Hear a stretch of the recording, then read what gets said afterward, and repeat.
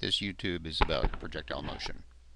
The situation for projectile motion is that we are on the surface of a celestial body, either the Earth or a planet or a moon, and from the ground, an object, a projectile, is launched with some initial velocity v0 inclined at some angle theta with respect to the horizontal. And so the way to think about this problem is to break it into a x velocity, v0 cosine theta, which I will also call v0 x, and a y velocity, v0 sine theta, which I will also call v0 y.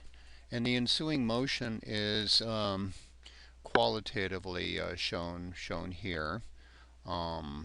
So the projectile will, from the ground, go from point 1 to point 2 to point 3 to point 4, etc., returning from whence it came.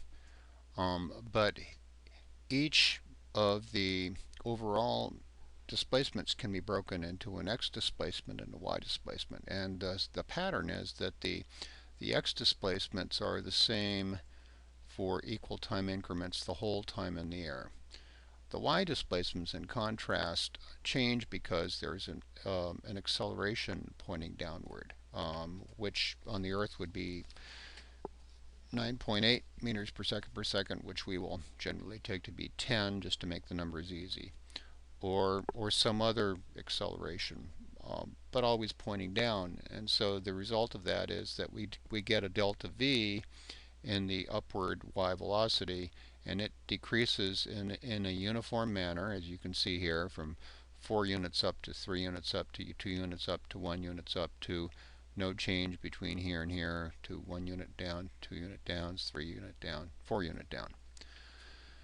So the idea here is that the x and y motions are independent of each other, except that they are linked by time, and that the x motion has no acceleration and the y motion has a downward pointing acceleration.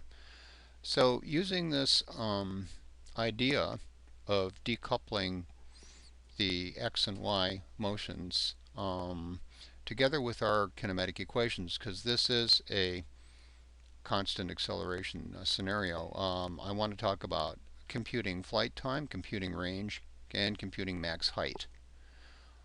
So for flight time, we can use the kinematic equation for velocity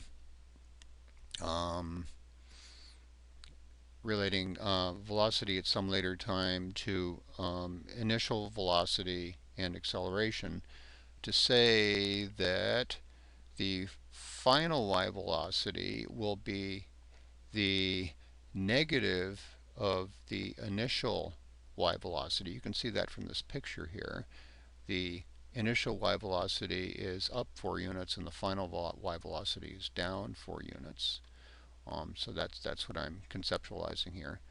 Final velocity is for the entire voyage is minus v0 y equals initial y velocity v0 y minus g times t sub f, where t sub f is the flight time.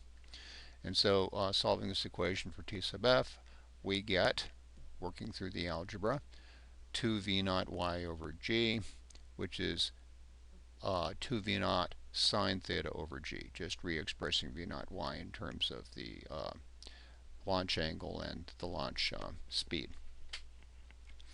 Well, we can do a similar thing now using the kinematic equation for the x direction, which has no acceleration, and for that we'll use the flight time. So clearly, since v0 x doesn't change during the whole voyage of the projectile, we can just take v0 x and multiply it by the flight time, which we have just calculated here.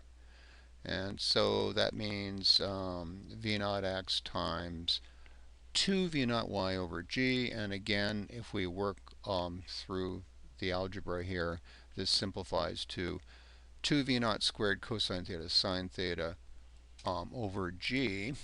And there's a trig identity, a double angle formula, which says that sine 2 theta is equal to 2 cosine theta sine theta. So I can replace 2 cosine theta sine theta with sine 2 theta, and then we get this nice, elegant formula for range, which says that range is proportional to sine 2 theta and to the square of the velocity, and then inversely proportional to g.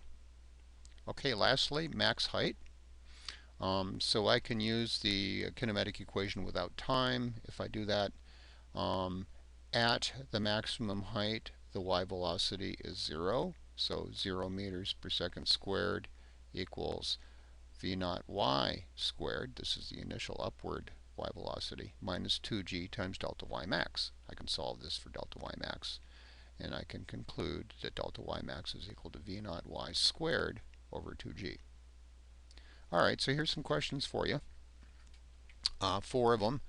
Given v naught and g, choose theta to maximize flight time. How would you do that? Question 2. Given v naught and g, choose theta to maximize range. How would you do that?